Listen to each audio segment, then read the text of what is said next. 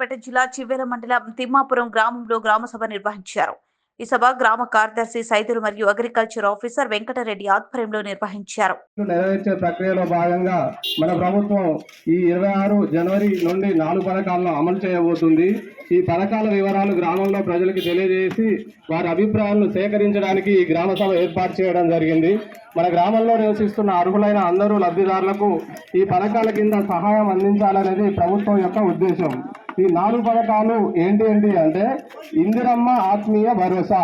ఒక పథకం గురించి ఇందులో డీటెయిల్గా చెప్పడం జరుగుతుంది. ఇందిరమ్మ ఆత్మీయ భరోసా ప్రజాపాలనలో భాగంగా భూమి లేని వ్యవసాయ కూలీ కుటుంబాలకు సంవత్సరానికి 12,000 ఇవ్వడానికి ఇందిరమ్మ